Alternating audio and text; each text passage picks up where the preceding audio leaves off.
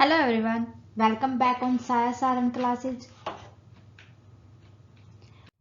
So 12th class मैं आपके सामने फिर हाजिर हूँ इकोनॉमिक्स की एक और न्यू क्लास के साथ। स्टूडेंट्स, प्रीवियस क्लास के अंदर हम डिस्कस कर रहे थे माइक्रो इकोनॉमिक्स का चैप्टर नंबर फर्स्ट था हमारे इंट्रोडक्शन कि माइक्रो इकोनॉमिक्स होता क्या है। सबसे पहले हमने देखा था कि इकोनॉमिक्स के टू पार्ट्स होते हैं, micro and macro. Micro economics होता है वो एक इंडिविजुअल के बारे में हमें स्टडी करवाता है। In the behalf of macro economics, तो मैक्रो इकोनॉमिक्स होल इकोनॉमी के बारे में बताता है। माइक्रो इकोनॉमिक्स को हमने कहा था प्राइस थ्योरी भी कहा जाता है, और मैक्रो इकोनॉमिक्स को हमने कहा था कि ये एम्प्लॉयमेंट और नेशनल इनकम थ्योरी भी कहा जाता है। इसको क्लियर था? सो अगर आपने वो क्लास नहीं देखी है तो प्लीज प्लेलिस्ट में जाके देख ले। आज हम डिस्कस करेंगे central problem of an economy, कि एक इकोनॉमी की सेंट्रल प्रॉब्लम कौन कौन सी होती है, क्या क्या समस्या उसके सामने आती है। करते हैं आज की क्लास स्टार्ट हमारी। सो सेंट्रल प्रॉब्लम्स की बात की जाए इकोनॉमिक्स के अंदर, तो इकोनॉमी के अंदर मेनली आती है कि हम किस तरीके से रिसोर्सेज को यूज करें। जो रिसोर्सेज का हम चॉइस करते हैं उनके उनके अल्टरनेशन के टाइम पर कि कौन सा अल्टरनेट यूज किया जाए किस रिसोर्सेज का, तो मेन प्रॉब्लम वही से हमारे सामने आती है। ठीक है। So the problem of making a choice among alternative uses of resources is known as basic और central problem of an economic। कि सबसे बड़ी प्रॉब्लम तो यही आती है कि ये नहीं पता चलता कि हम कौन से रिसोर्सेज को कहां पर यूज करें। क्लियर है? There are many central problem of an economy, but according to the syllabus we have to do one, that is कि वैसे तो बहुत सारी प्रॉब्लम्स आती हैं, सेंट्रल प्रॉब्लम्स आती हैं इकोनॉमी के अंदर, बट मेन प्रॉब्लम यही होती है कि problem of allocation of resources, कि हम रिसोर्सेज है जो हमारे पास लिमिटेड रिसोर्सेज है। अब ये रिसोर्सेज कौन से हैं? लिमिटेड रिसोर्सेज हैं, उनका हम किस तरीके से यूज करें। Every economy has limited resources which can alternately be used to produce different goods and services। अब ये तो है नहीं कि जितनी भी इंडस्ट्री हैं पूरी इकोनॉमी के अंदर वो सेम टाइप के गुड्स बनाती है, नहीं, वो तो डिफरेंट डिफरेंट गुड्स का प्रोडक्शन करती हैं, गुड्स एंड सर्विसेज का प्रोडक्शन करती है। क्लियर है?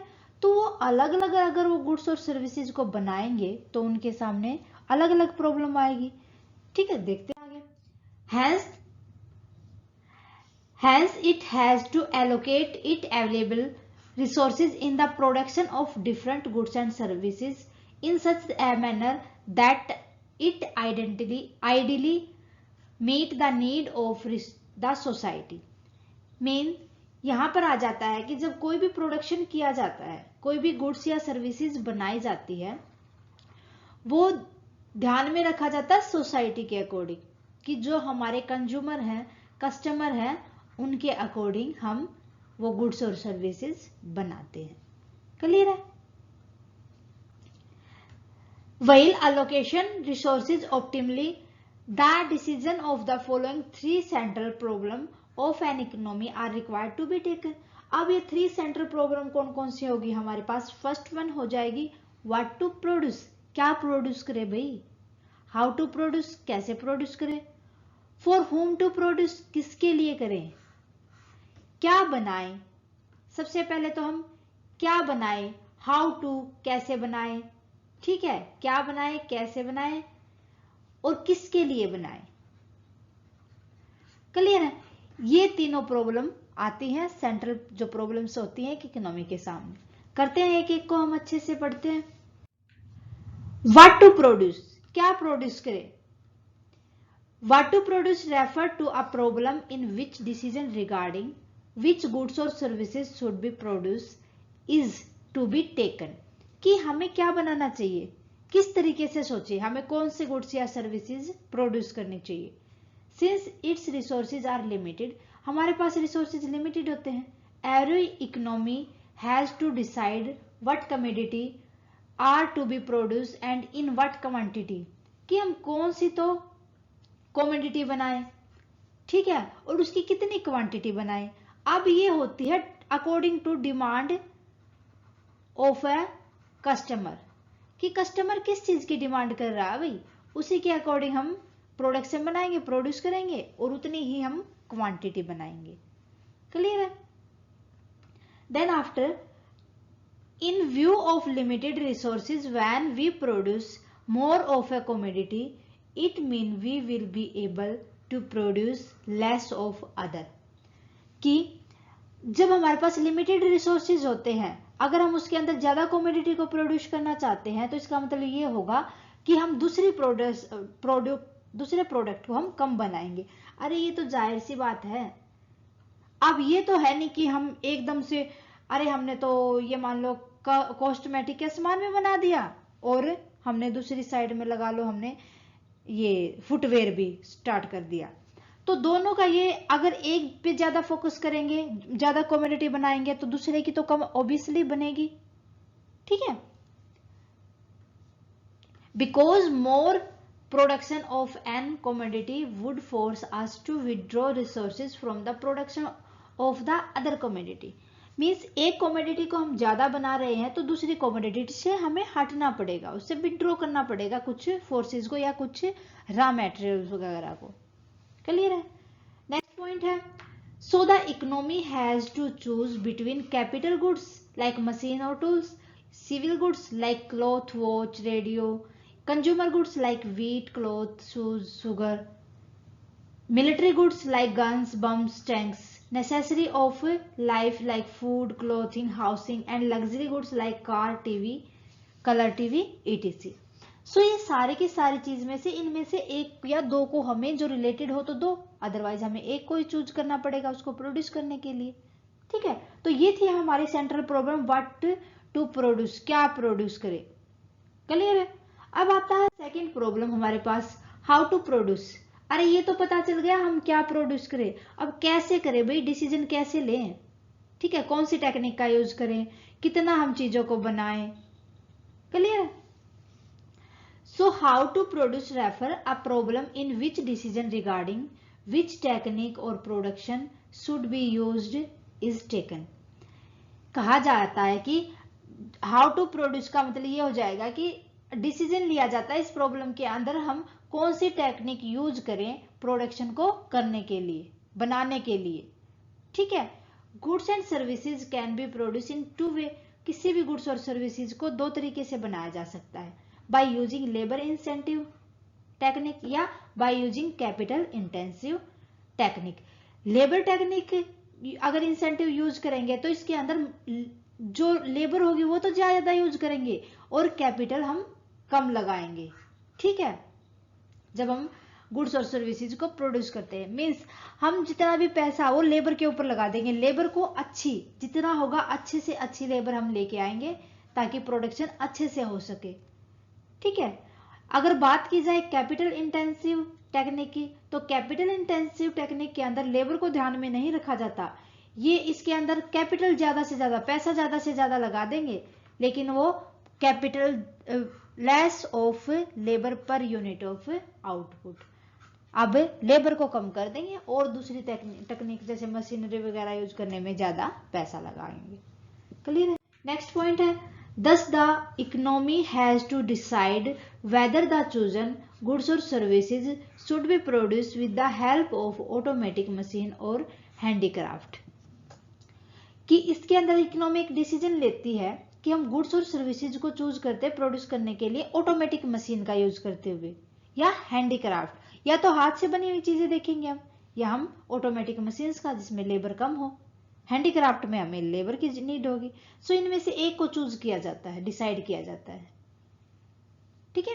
Every method of production has its own advantages and disadvantages. अगर हमने लेबर इंटेंसिव टेक्निक यूज की है या हमने कैपिटल इंटेंसिव टेक्निक यूज की है तो उनके खुद के एडवांटेजेस भी होते हैं, कुछ डिसएडवांटेजेस भी होते हैं, उनको ध्यान में रखते हुए प्रोडक्शन किया जाता है। ओके? नेक्स्ट है, फ्रॉम होम टू प्रोड्यूस, किसके लिए प्रोड्यूस करें भाई, गुड्स और सर्विसेज किसको ध्यान में रखते हुए बनाएं। हमें पता है हम तो अपने कस्टमर को ध्यान में रखते हुए बनाते हैं।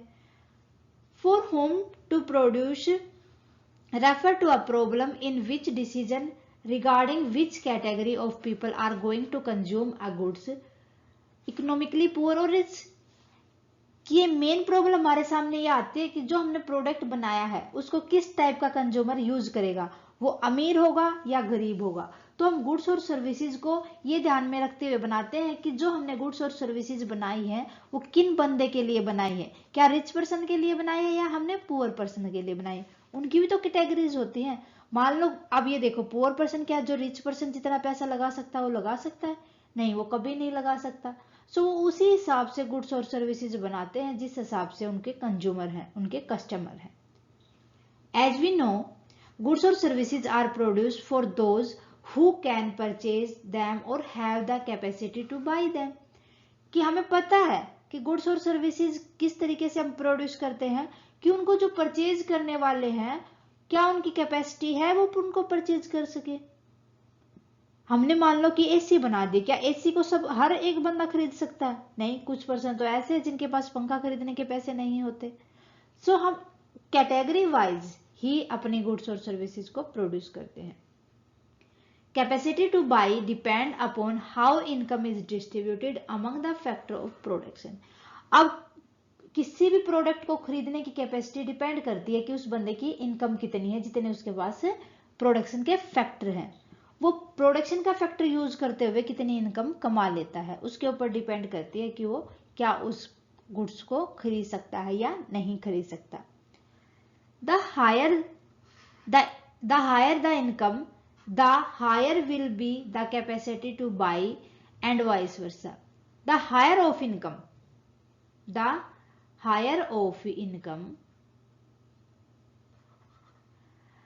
इसका मतलब अगर बंदे की किसी भी इंसान की अगर हायर इनकम होगी तो उसकी किसी भी गुड्स को खरीदने की कैपेसिटी ज्यादा होगी। अगर इसका उल्टा हो, अगर उसकी इनकम लो होगी, लो इनकम के साथ वो लो इनकम है तो वो लो ही बाई कर पाएगा, कैपेसिटी उसकी बाई करने की गुड्स और सर्विसेज को लो ही होगी। सो ये भी क्या होती है, प्रॉब्लम होती है डिस्ट्रीब्यूशन की। This is a problem of distribution. ठीक है, next point, we know that the whole output is distributed among factor of production which have contributed to it. कि हमें पता है कि जितना भी आउटपुट हम उसको उसी हिसाब से डिस्ट्रीब्यूट करेंगे जितने प्रोडक्शन के फैक्टर होंगे। मीन्स जितना वो पैसा हमारे सामने वाला दे सकता है उसी हिसाब से हम आउटपुट को डिस्ट्रीब्यूट करेंगे। अब since production is combined effort of all the 4 factor of production. अब टोटल जो प्रोडक्शन किया है वो किनका कॉम्बिनेशन होता है, land, labour, capital and enterprises. कि कितनी हमारे पास जमीन है, कितनी हमारे पास लेबर है, कैपिटल कितनी है, एंटरप्राइजेज कितना है हमारे पास, उसी हिसाब से हम डिस्ट्रीब्यूट कर सकते हैं अपने आउटपुट को। It is distributed among them in the form of money income. Money income means as a rent, wages, interest और profit. Who should get how much is thus the problem. कौन बता सकता कि ये प्रॉब्लम कितनी बड़ी है और कितनी छोटी है। क्लियर है? ओके, सो स्टूडेंट्स, ये थी हमारी central problem of an economy. उम्मीद है कि आपको अच्छे से समझ आया होगा स्टूडेंट्स। इसी उम्मीद के साथ नेक्स्ट क्लास में हम डिस्कस करेंगे प्रोडक्शन पॉसिबिलिटी करो। ठीक है, सो ट्रिपल पी को हम नेक्स्ट क्लास के अंदर डिस्कस करने वाले हैं। वो क्लास हमारी बहुत ही इंपॉर्टेंट होने वाली है स्टूडेंट्स। प्लीज आने वाली क्लास को बिल्कुल भी मिस ना करें और इस क्लास को प्रॉपरली कर ले ताकि आपको कोई भी प्रॉब्लम ना आए। थैंक यू स्टूडेंट्स, मिलते हैं नेक्स्ट क्लास में। स्टूडेंट्स, क्लासेस कैसी लगी आप हमें कमेंट करके बताएं। अच्छी लगी तो प्लीज लाइक करें और अदर स्टूडेंट्स के साथ ज्यादा से ज्यादा शेयर करें। स्टूडेंट्स, अगर आपका कोई डाउट है क्लास को लेके प्लीज आप कमेंट सेक्शन में डाल दें। जितना जल्दी पॉसिबल होगा मैं आपके डाउट के लिए सॉल्यूशन दूंगी आपको। सो थैंक यू स्टूडेंट्स, मिलते हैं नेक्स्ट क्लास में।